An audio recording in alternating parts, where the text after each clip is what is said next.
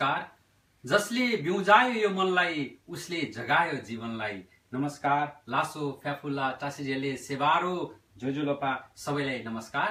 म आचार्य राजन शर्मा भीमसेन सापकोटाको नामले पनि चिनिन्छु र आजको यो बुद्ध पूर्णिमाको अवसर पारेर हजुरहरूलाई यो आवाजहरू प्रवाह गरिरहँदाखेरि हामी सबैलाई गौरव लागेको छ र हाम्रो धरतीमा जन्मिएको विश्व मानवलाई जगाउने एउटा सत्पुरुष बुद्ध भगवानको चाहिँ जन्मदिनको बारेमा हामी सबै मिलेर संसारले गौरव गरिरहेको विषयलाई हामीले पनि त्यो गौरवलाई अझ माथि उठाउनको लागि संसारका जुनसुकै कुनाबाट पनि आफूले सकेको प्रयास गर्नुपर्छ भन्ने मान्यता अनुसार यो अस्ट्रेलियामा पनि हामीले विशेष गतिविधिहरू सञ्चालन गरिरहेका छौं र संसारमा अहिले यतिखेर मानिसहरू त्रस्त छन् र अशान्ति, चिन्ता, भय र त्रासबाट बेग्रो भइरहेका छन्। संसारका विश्वविद्यालयहरूमा सबै खालको शिक्षा पढाइयो तर शान्ति, चरित्र र संस्कृतिका शिक्षाहरू नपढाइँदाखेरि र पढाइए पनि त्यसको अल्प शिक्षा हुँदाखेरि मानिसहरू बीच युद्ध र त्यस्तै गरेर चिन्ता र भयावह स्थिति छ र यस्तो परिस्थितिमा बुद्ध शिक्षा, यस्तो परिस्थितिमा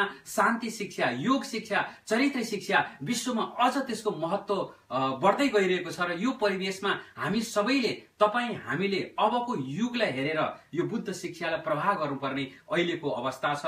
हामी यस्तो महत्वपूर्ण देशबाट आएका हौं र जहाँ चाहिँ हिमाल, तराई, पहाडको विविधता छ र त्यो विविधता बीचमा जहाँ बुद्धले पाइला टेक्नु भयो, जहाँ शिवले योगको प्रादुर्भाव गर्नुभयो, जहाँ विभिन्न महर्षिहरूले त्यहाँ तपोभूमि बनाउनु भयो, वेद व्यासले वेद लेख्नु भयो, यस्तो धराबाट आएका हामी तराईवासी, हामी पहाडवासी, हामी हिमालवासी, हामी सबैलाई एक भएर आजसम्म हामीले गरिरहेको अगाडि बढिरहेको अवस्थामा अहिले विभिन्न क्षेत्रबाट हामी माथि चाहिँ नराम्रो दृष्टिकोण लागिरहेको छ, भाइ फुटाउने प्रयास पनि भइरहेको छ।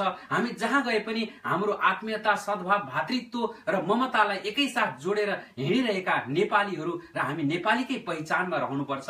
तपाईले भर्खरै सुन्नुभयो होला अमेरिकामा अहिले बुद्ध पशुपतिको मन्दिर स्थापना भयो। विश्वका जहाँ जहाँ नेपाली पुगेका छन् त्यहाँ बुद्ध पशुपति अर्थात् एकै ठाउँमा हिन्दू अथवा बुद्ध अथवा चाहिँ जैन लगायतका सबै सम्प्रदायले एकै ठाउँमा चाहिँ मन्दिरहरू स्थापना गरेको, सामूहिक रूपमा चाहिँ सहिष्णुता कायम गरेको र विभिन्न समाचारहरू पनि सुनिन्छ। यसै सन्दर्भमा हामी जहाँ गए पनि जब धर्मलाई बुझ्छौं, धर्मले सबैलाई जोड्छ र अरूलाई आफ्नो मात्रै राम्रो अरूको चाहिँ नराम्रो भन्ने त्यो अधर्म हो र सबैलाई राम्रो गरौं, सबै भाइ हो, सबै प्रेम हो भन्ने बुद्ध शिक्षा कति राम्रो छ अहिले संसारमा। त्यसैले संसारका मान्छेहरू जब विरक्तिन्छन् बुद्धको तस्विर मात्रै हेरेर पनि शान्ति पाउनको लागि बगैँचामा बुद्धको फोटो राख्ने गर्छन्। आज संसारमा धेरै भन्दा धेरै पाइने तस्विर तथा मूर्तिमा बुद्ध मूर्ति पर्न आउँछ। त्यसकारणले गर्दा मान्छे के चाहन्छ त भन्दा कम्तीमा शान्तिको खोजीमा छ मान्छेहरू। त्यसकारणले अहिले संसारमा भएका युद्धहरूलाई पनि एउटा शान्तिले ठूलो मद्दत पुगिरहेको छ। बुद्धको मूर्तिले नै त्यत्रो हामीलाई चाहिँ राहत दिन्छ भनेदेखि वास्तवमा बुद्ध शिक्षाले कति दिन्छ होला। र त्यसकारणले हामीले संसारमा बुद्ध जयन्तीलाई एउटा औपचारिक रूपमा मनाउने मात्र नभएर अब स्कुलहरूमा, अब विद्यालयहरूमा, अब हाम्रो विभिन्न विधाका भ्याकेसनहरूमा यस्तो शिक्षा पढाइनुपर्छ, बनाइनुपर्छ जहाँ शान्ति कसरी हामीले प्राप्त गर्ने, ध्यान कसरी गर्ने हो र मनलाई कसरी शान्त राख्ने हो भनेर संसारका ठूला ठूला युद्धका हतियारहरू पनि शान्तिका आवाजहरूको अगाडि परास्त भएको उदाहरण छ। त्यसकारणले नेपाल भूमि यस्तो हो जहाँबाट शान्तिको आवाज एउटा प्रवाह गर्ने एउटा उद्गम स्थल बनिरहेको छ। अहिले हेर्नुहोस् विश्वमा चाहिँ तपाईले पछिल्लो गणना हेर्नु भयो भने 535 मिलियन भन्दा बढी चाहिँ बुद्धलाई मान्ने व्यक्तिहरू छन् विश्वमा र त्यस्तै गरेर तपाईको ओमकार परिवारलाई हेर्नु हो भने संसारभरि चाहिँ जम्मा जोड्दाखेरि झन्डै 4 अर्ब मान्छेहरू चाहिँ ओमकार परिवारहरू भित्र बस्छन् र सबैतिर विश्वमा शान्ति सद्भाव फल्याउनु पर्छ। अहिंसा परमो धर्म, बुद्धले चाहिँ 4 आर्यको जुन सिद्धान्तहरू भन्नुभयो त्यो पनि अहिंसालाई जोड दिनु भएको छ। त्यस्तो अमूल्य कुराहरू हामी बीचमा छौं र यसलाई हामीले अब बाहिर भज्ने मात्रै होइन, आफूमा निहित हुनु पर्यो। उहाँले सिर्जना गर्नुभएको विपश्यना ध्यान वास्तवमा प्रत्येक मान्छेले एकपटक जोडिनै पर्ने एउटा ध्यानको रूपमा, जसले आफूलाई आफैले हेरेर, मनलाई हेरेर आफूभित्रको जुन विकारहरूलाई फाल्ने एउटा ध्यान विधि छ त्यसको अभ्यास गर्नु र असाध्यै उत्तम कुरा हो। र पूर्णिमा किन संसारका महापुरुषहरूले त्यत्तिकै जन्मिँदैनन्। बुद्ध नेपालमा जन्मिनु, शिव नेपालमा जन्मिनु अनि तपाईको पराशर ऋषिले वेद नेपालबाट लेख्नु कुनै संयोग होइन। यो महापुरुषहरूले कुनै त्यस्तो भूमिलाई छान्नुहुन्छ अवतार लिनु अगाडि र त्यहाँ जन्मनु भन्दा अगाडि उहाँहरूले विशेष अवतारको रूपमा विशेष भूमि छुन्नुहुन्छ र त्यस्तो छानेर होसपूर्वक भएको जन्म हो। त्यसकारणले उहाँले पूर्णिमाकै दिनमा जन्म हुनु, पूर्णिमाकै दिनमा चाहिँ महापरिनिर्वाण प्राप्त गर्नु अनि पूर्णिमाकै दिनमा चाहिँ बुद्धत्व प्राप्त गर्नु यो कुनै संयोग होइन, यो त पृथ्वीको, यो त निधिको अस्तित्वले एउटा सिर्जाएको कुरा हो। त्यस्तो गौरव रूपी चाहिँ कस्तुरी बोकेर हामी हिँडिरहेका छौँ र हामी बीच यस्तो राम्रो भातृत्व बन्धुत्व छ। हामीले खोजेको एकता हो। हामी बीच कोही पनि सानो र ठुलो छैन, जसले त ठुलो र म सानो अथवा म ठुलो हो तेरो सम्प्रदाय सानो हो अथवा मैले छोएको नचल्ने तैँले छोएको भनेर छुवाछुतको कुरा गर्ने, तपाईँको जातीय कुरा गर्ने, भूगोलको कुरा गर्ने, यी कुराहरू हाम्रो यो सनातनदेखि नै बुद्ध शिक्षाको चलनदेखि नै आएदेखि नै कसैलाई गरिएको छैन र कसैले गर्नु भनेको त्यो धर्मभन्दा बाहिरको हो। त्यसकारणले सधैँ भन्ने गरिन्छ कि संसारमा सबैलाई खुसी पार्न सक्दैनौँ, हामी सबैलाई खुसी पार्न सक्दैनौँ, तर सबैसँग खुसी रहन सक्छौँ। यस्तो अमूल्य कुरा बुद्ध शिक्षाबाट प्राप्त गर्न सकिन्छ। तपाईँले भोलि होइन आजै बुद्ध पूर्णिमा परेको छ, भोलि कहिल्यै पनि आउँदैन र वीर छोराको लागि एउटा संसारमा नयाँ काम गर्न सक्छु भन्ने मान्छेको लागि भोलि उसले पर्खेर बस्दैन। आजैको दिनबाट सुरु गर्नुहोस्। कम्तीमा हाम्रो धरतीमा जन्मिएको बुद्ध, भृकुटी, जानकी, सीता लगायतका पवित्र जुन आदर्श व्यक्तित्वहरू छन् तिनले दिएको ज्ञानले आज संसारमा ठुलो शान्तिको प्रभाव मचाइरहेको छ र हामी भने त्यही बसेर हामी विभाजनको रूपमा अथवा हामी बीचमा अब पर्खाल खोज्ने होइन, हामीले त एकता खोज्ने हो। जति पर्खाल लगाउनुहुन्छ धेरै कुरा पर्खाल लगाइसकेपछि धेरै कुराहरू त बाहिरै पर्छन्। त्यसकारणले सबैलाई समेट्नलाई पर्खाल होइन, अब एकता हो। अब हामी बुद्धका देशका मान्छेहरू संसारमा कसै कहीँ गयो भने कहाँबाट आएको, नेपालबाट भन्यो भने कसैले नेपाल चिनेन भने बुद्ध थाहा छ, बुद्धको देशबाट आएको, ए बुद्ध थाहा छ भन्छ।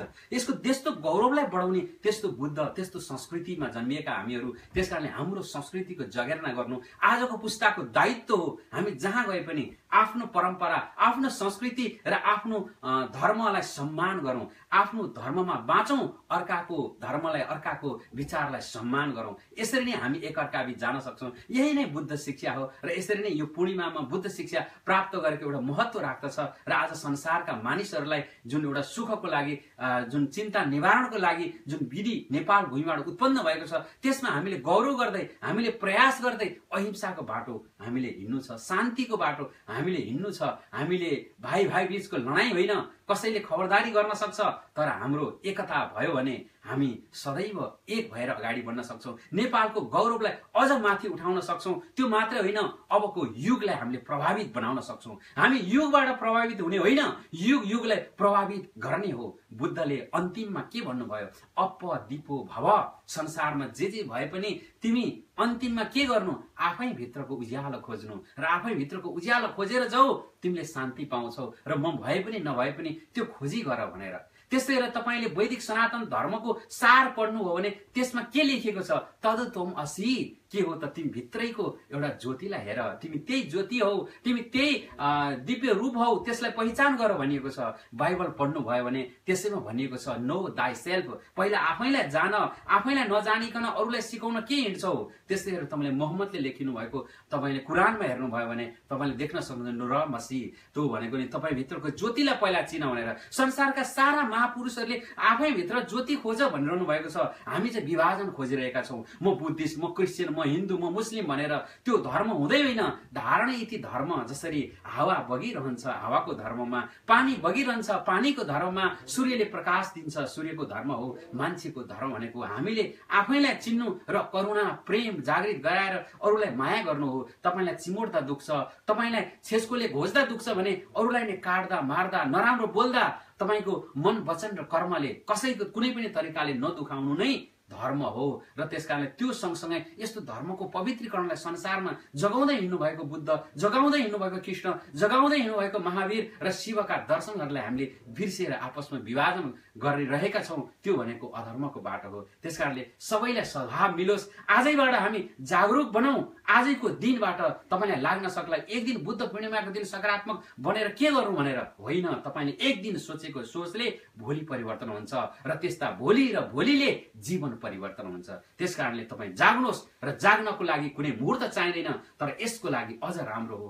बुद्ध पूर्णिमाको दिन चन्द्रमाले पनि कला पूरा गर्छ, प्रकाश ज्योतिर्मय बन्छ र त्यो ज्योतिमा हाम्रा मस्तिष्कहरू, हाम्रा शरीरका अवयवहरू ज्ञान सिक्नलाई, कुनै कुरा प्राप्त गर्नको लागि सचेत भएर बसेका हुन्छन्। यो अवस्थामा ध्यान गरियो भनेदेखि तपाईँको ध्यान अझ बढी घटित हुन्छ, तपाईँभित्र दिव्य ऊर्जाहरू उद्बोध भइरहेको हुन्छ। यस्तो परिवेशमा हामीले, यो त एउटा उत्तम अवसर हो र बुद्ध पूर्णिमा जागरणको अवसर हो। बुद्ध पूर्णिमा तपाईँको प्रत्येक मान्छेलाई घचघच्याएर तपाईँभित्र सुतिरहेको महापुरुषलाई जगाउने एउटा उत्तम अवसर हो। तसर्थ हामी संसारका जहाँसुकै रहेका नेपालीहरू आफूमा गौरव गर्नु, आफ्नो भूमिमा जन्मेको एउटा सपूतको ज्ञानले संसारलाई शान्ति दिनलाई प्रेरित गरिरहेको छ भने हामी भने अर्को बाटो हिँडिरहेका छौँ। हाम्रै भाइचारा, हाम्रै बन्धुत्वलाई कुल्चिरहेका छौँ। यो संकुचित विचारको सत्ताभन्दा माथि उठेर फराकिलो सोचबाट नै संसारलाई उत्तम मानव बनाउन सक्छौँ। त्यसैले संस्कृतमा भन्ने गरिन्छ, न हम मनुष्यो न च देव यक्षो न ब्राह्मण क्षत्रिय वैश्य शूद्र न ब्रह्मचारी न गृही वनस्तो भिक्षुर्न देहम निज बोध रूप। एउटा सचेत मान्छेले के भन्छ?